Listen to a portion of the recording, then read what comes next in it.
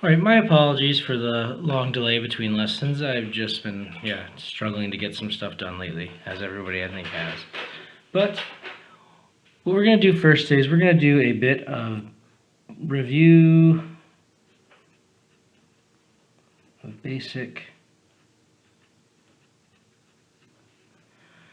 atomic structure, atomic theory.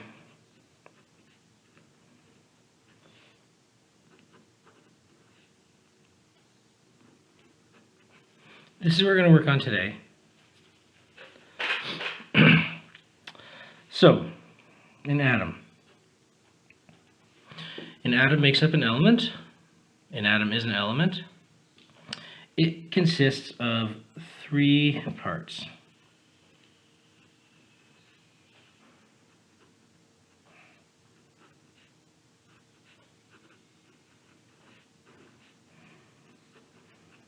And if you don't know what those 3 parts are right now, we may need to have a further conversation. There is the proton, the neutron, and the electron.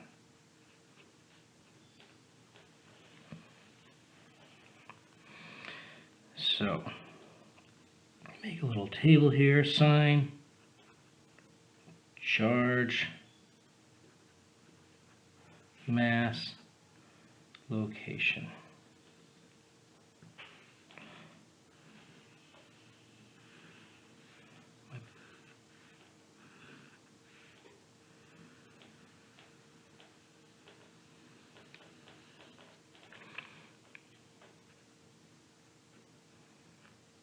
Okay, a proton is known as a little p. A neutron is known as a little n. And an electron is an E or an E with a negative sign. Proton's charge, positive, 0 for a neutron, negative for an electron. Mass. The principle of mass is based off the near identical masses of the proton and neutron, meaning each one weighs 1. It would be like, instead of using kilograms, we use how many Gaffneys does this thing weigh. And we would calculate it based on the number of Gaffneys. It could be 1 Gaffney, it could be 2 Gaffneys, it could be a quarter of a Gaffney. An electron is a tiny, tiny little particle with a negative charge. It weighs approximately 1 over 1,836 atomic mass units. Tiny, very, very tiny. Proton and neutron are both located in the nucleus.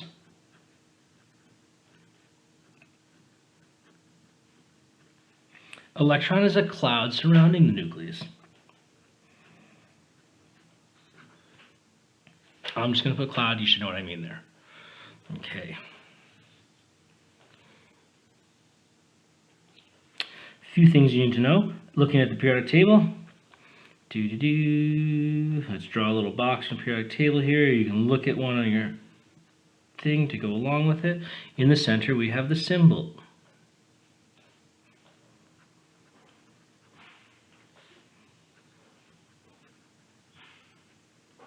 Then we have the name.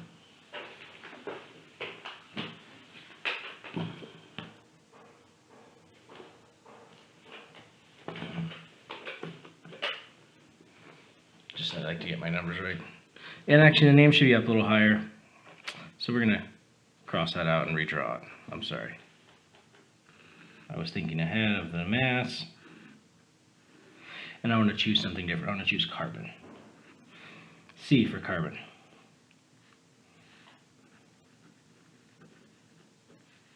Symbol.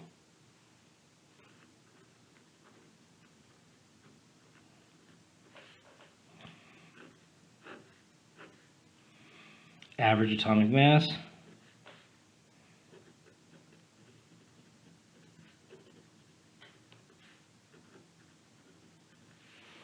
Name. Up top here you have a number. Oops, 6. I was looking below it. 6, and that's the atomic number.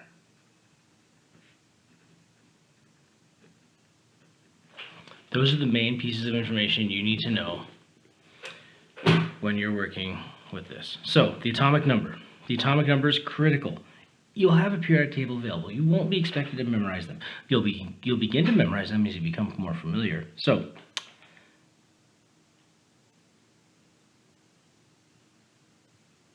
that always down? Weird. Interesting. Okay, anyway. So the atomic number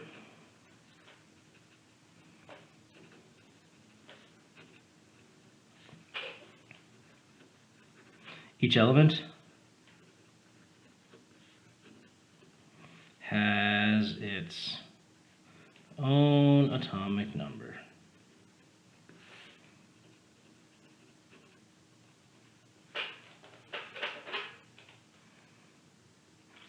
The atomic number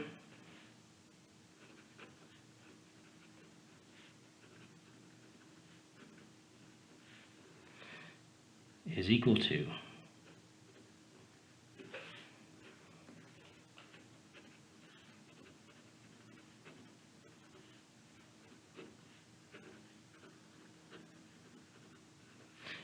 the number of protons. You should know this.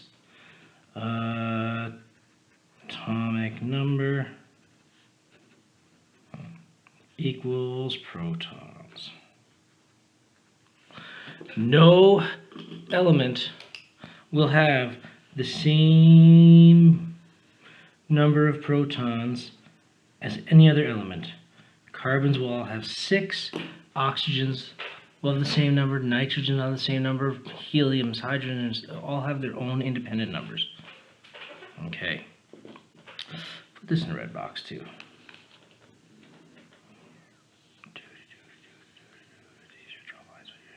Okay, I'm not like yourself. All right.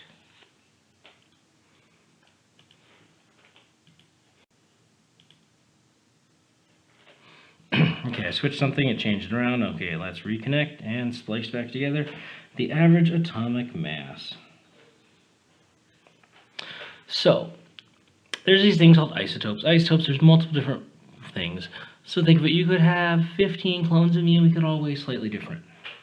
Then we take the average mass of a Richard, and this is what you get. So the average atomic mass. And we're just going to say it's the average mass of all isotopes.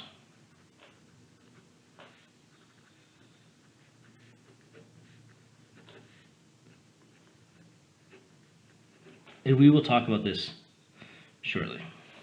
The average mass of all isotopes relative to their abundance.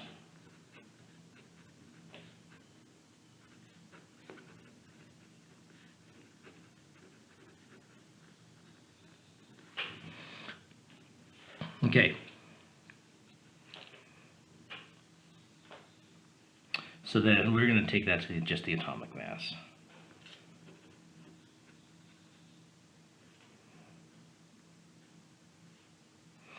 The atomic mass is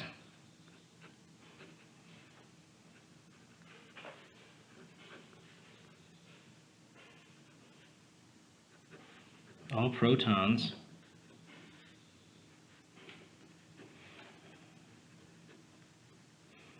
and neutrons in the nucleus.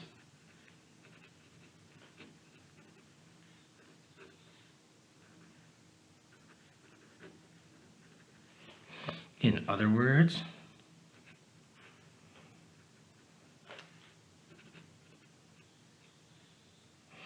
and what we'll work with atomic mass is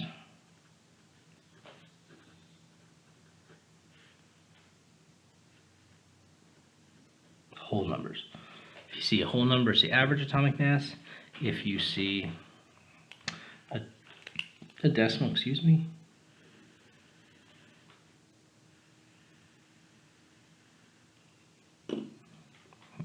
atomic mass equals protons plus neutrons. Red box is critical. Okay, let's then take a quick look at 3 different things. Let's look at isotopes of carbon. We have carbon 12,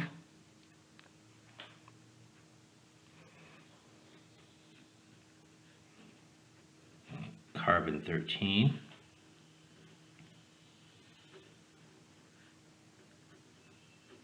They're all both acceptable ways. Okay, so let's do a quick Bohr model. 6 protons, 6 neutrons. 6 plus 6 equals 12, mass of 12. Bohr model states that you can have 2 electrons in the first orbital, up to 8 in the second orbital, 1, 2. We have a neutral carbon atom, in this case, with 6. So starting at the top, we're going clockwise, place them. 3, 4, 5, 6. That would be the Bohr model of carbon 12.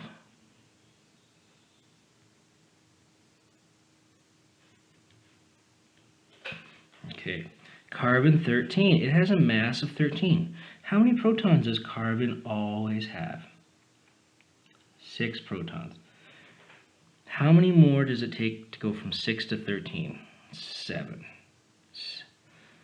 13 take away 6 leaves a mass of 7. 7 neutrons. That's an N. It might have looked like a P, but it's not. Let's do our rings. Again, a neutral carbon atom. 2 electrons in the first shell. 1, 2, 3, 4. 2 plus 4 is 6. 6 in the second shell. All right. And carbon 14. What's the mass of carbon 14? 14. How many protons does carbon have? Carbon always has 6 protons. In this case, it'll need 8 neutrons to balance that mass out. Bohr model. 1, 2, 3, 4, 5, 6. There we go. Okay. I'm going to move to the next little bit, which is going to be talking about the average atomic mass and a percent abundance to show you how it comes from, where it comes from, and all that. This is, hang on a sec. I'm not going to go to the average atomic mass yet. I'm going to do a quick review of Lewis dot diagrams. Page 2. It's still the 12th of May, 2020. Chem 11.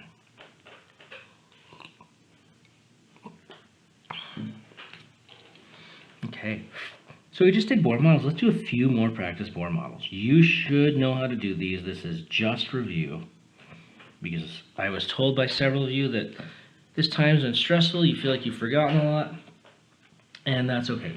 Okay, so Bohr model is Bohr's representation of what he thought the element looked like, what the electron looked like. So, let's take something like oxygen.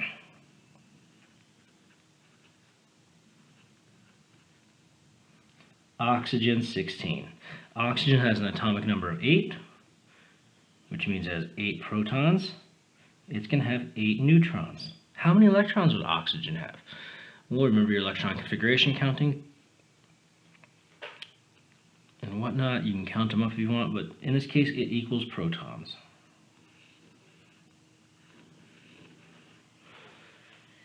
One, 2, so we have a total of 8 to fill. We filled 2, so we have 6 more to go, starting at the top. 3, 4, 5, 6. Fill the quadrants first, and then go back and start pairing them up. 7, 8. Okay. We now have 8 protons. That would be the Bohr model of oxygen. Now, if we had an ion, what if we had an oxygen atom, 8, 16, with a 2 minus charge? We've gone over charges already. Should be no familiar. So how many protons? 8. Always 8. If it has more, it's not oxygen. How many neutrons? Well, protons and neutrons sum to the mass of 16. So what plus 8 is 16? 8.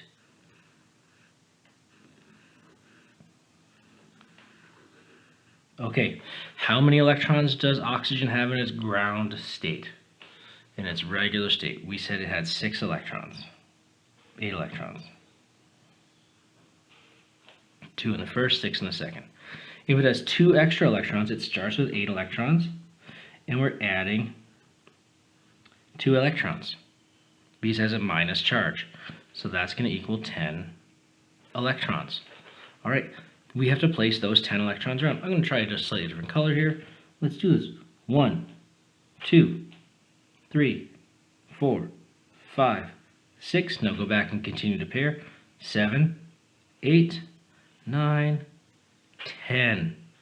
There we go. This is an O2 minus Bohr model.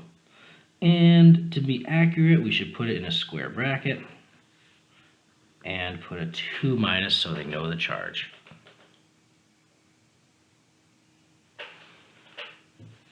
Let's try something like sodium. I actually have to look up the atomic number of sodium. You'd think I'd remember it at this point in my life, but I don't. I have it written down here somewhere, actually. It's not on that sheet. I thought I had it.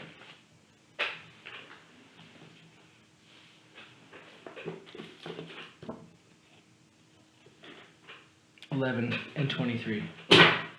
Sodium 23. So 11 equals protons, 23 equals protons plus neutrons. You can solve that by putting 11 in here, subtracting single-step algebraic equation. Single-step algebraic equation. It gives us n equals 12. Because it's neutral, we have 11 electrons. All right, let's go to town. Bohr model, sodium, 11p, 12n. Draw an orbital. Okay. So if you count the row that sodium is in, you go down, you follow through 1, 2, 3. That corresponds to the number of energy levels. So 1, 2, I'm going to need a third one. Okay. 11 electrons. 2 in the first one. 1, 2. Change colors. How many in the second one? We can have up to 8. So we've used 2. 1, 2, 3, 4, 5, 6, 7, 8. What's 2 plus 8? 10. We said we have 11. We have one more. We have a last one up there. We have 3 orbitals that have electrons in them. The outermost orbital has 1 electron. The outermost orbital is called the valence orbital.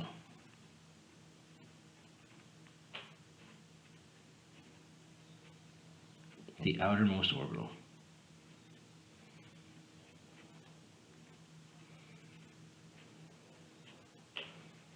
And inside the valence orbital is a valence electron.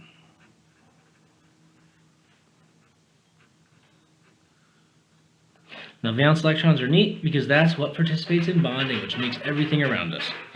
They can either be shared, they can be given away. We will talk about that. Let's take a quick look at the sodium ion. Let's take a look at sodium, Na, atomic number 11, mass of 23, and it is going to have a plus charge. Okay, positives mean it have more positives than negatives. In this case, protons and electrons equal each other out, and you don't have a charge. Now in this case, same mass, same atomic number, we're going to have 11p, 12n in the middle again. Ta-da! Wonderful, great, grand. But how many electrons am I going to have? Well, I typically have 11 electrons. I have a positive. I'm going to subtract 1 plus.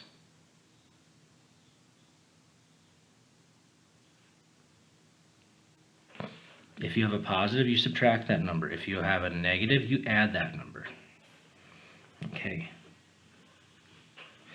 It means I have 10 electrons. Okay, let's do this. Orbital 1, n equals 1. N equals 2. I'm not going to draw n equals 3 yet, and you'll see why shortly. Fill it up, 10 electrons. 1, 2, 3, 4, 5, 6. So remember, I can only fit 8 in this one. I'm at 6. I have 4 to go. 7, 8, 9, 10. Here we go. Whoop, don't forget.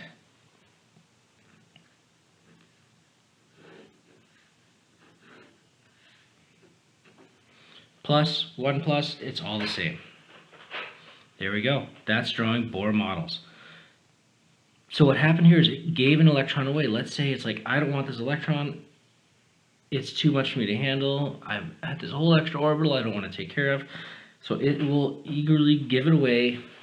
This is what makes sodium so reactive. And everything in that first column, looking at periodic trends, which we haven't talked about, everything in the first column is going to be highly volatile. They want to get rid of those electrons that they have. Second column, very similar. 2 extra electrons. They all want to get to down with fulfilled an octet, which means their outermost shell has 8 electrons. This got rid of 1 electron to get an octet here. Oxygen had 6, it gained 2. So elements on the right of the periodic table are more likely to become negative. Elements on the left are going to become positive. They're going to get rid of the electrons, and they're going to be gained by the right side. That's why we see ionic compounds such as hydrogen chloride, hydrogen fluoride, other types of ionic compounds that I'm drawing blanks on. And that's why we so rarely see neon, argon, in reactions. Okay. Next sheet, quickly. Oh, I've done some bleeding through here. I need to put my buffer down. Page 3. We're going to quickly talk about CHEM11. Still the 12th of May, 2020. 9:52 in the morning. I'm so productive. I want to talk quickly about Lewis dot diagrams. We haven't talked about them yet, but they are critical to get into bonding.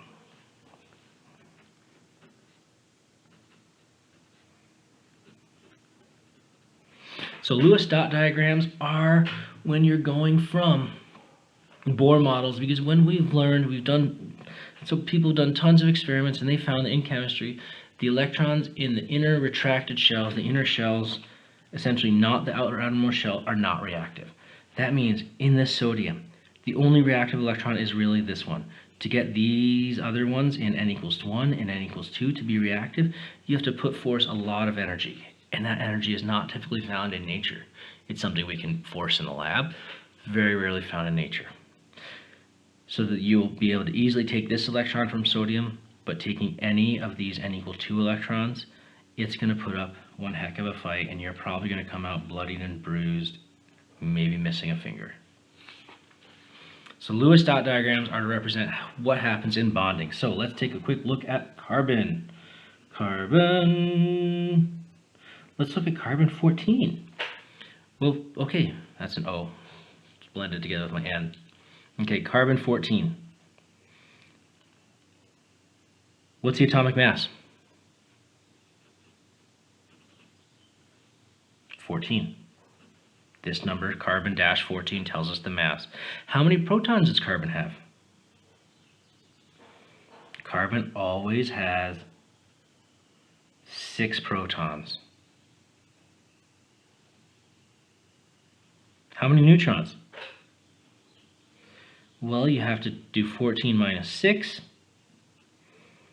And this is a neutral atom. How many electrons? If it's neutral, you have to pair every proton with an electron. So if there's 6 protons, you're going to need 6 electrons to pair them up. Okay. So you've all done electron configurations. Let's actually go through that. Let's do the electron configuration of carbon. Okay. 1s2, 2s2, 2p2. Electron configuration of carbon. Awesome, wonderful, great carbon. So based on what I just talked about for bonding, the only elements that are going to participate in bonding are these n equals 2 pieces. So these are the valence electrons, and they participate in bonding.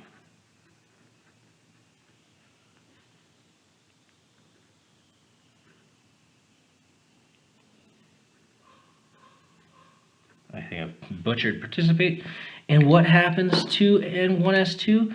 Anything that is not the highest n value, the n equals 2, these are going to be considered to be core electrons. And they are essentially unreactive.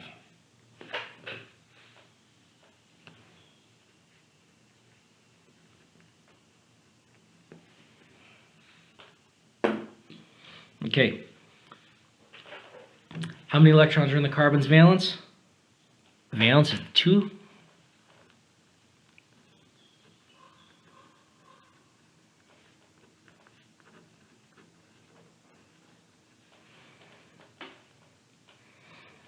The valence equals 2. Well, there's 2 in the S and there's 2 in the P subs. So there's 4 electrons. These are going to be the ones participating. Now let's start. We don't have to do 11p, or sorry, 6p, 8n in the middle like we do for Bohr models. What we need to do is we just put a C. We just put a C. That tells us it's carbon. If you need to, you can tell us. Be like, oh, whoa, whoa, whoa, it's not actually just carbon 12, it's carbon 14. You can tell us that. The atomic number is always going to be 6. So, how many valence electrons do we say? 4. Now, like a Bohr model, you go around and you put your little dots around, around, around. There. It's done. Now that signifies to chemists working on reactions and bond building that there's 4 available bonds in that carbon atom to be able to bond. Let's try it with something else. Let's try oxygen. Let's do oxygen 16. I don't need to go through all this. I don't need to go through this. There is a sneaky simple way to do this. And I'm using it. Hang on a sec. Let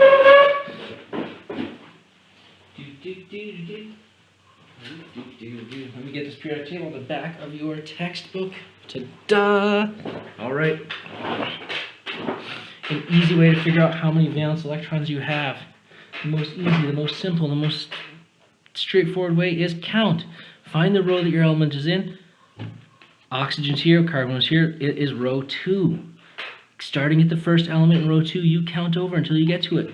1, 2, 3, 4. That is how many valence electrons are in carbon. Let's do it for oxygen. 1, 2, 3, 4, 5, 6. That is how many valence electrons are in oxygen. 6 valence electrons in oxygen. If we went through and we did our 1s2, 2s2, 2p4, we would see that there's 4 in the P, 2 in the S, and there is a total of 6. So what we do is we put our oxygen, 16, just to make it simple, and we put 6 electrons starting at the top, 1, filling out each side, 2, 3, 4, 5, 6. Ultimately, it doesn't matter which ones are unpaired. This is a rogue dot. It should look like that. Let's try phosphorus.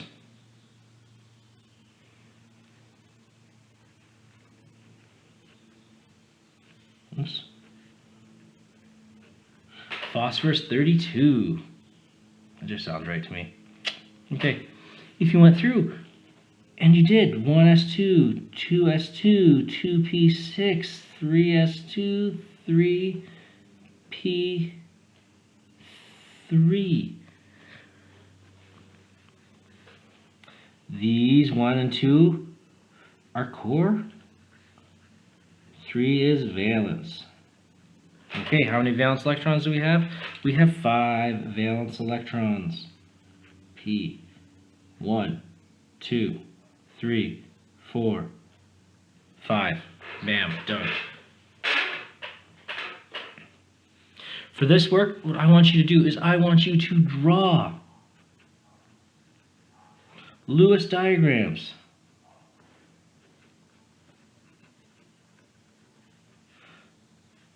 of 1, hydrogen, 2, helium, 3, magnesium, 4,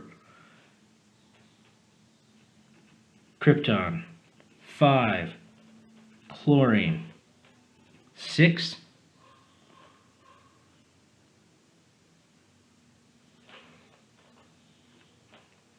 calcium, 7,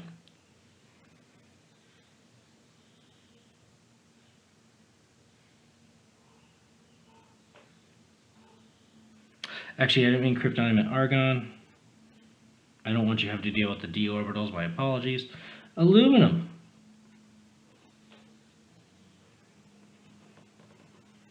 8, 9, and 10 are going to be boron, cesium,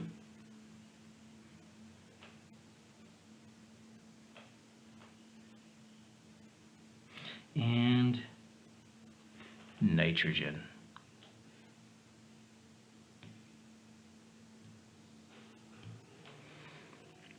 I'm going to throw in a few bonuses, 11, well not really bonuses.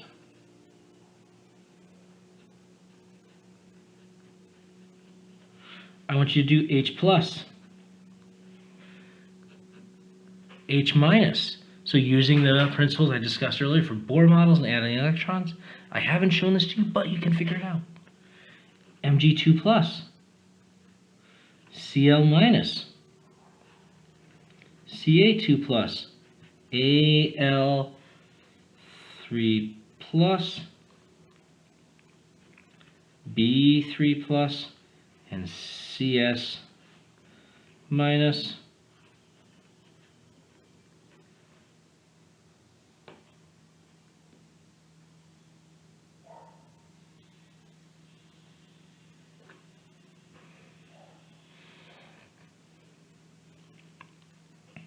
S2 minus,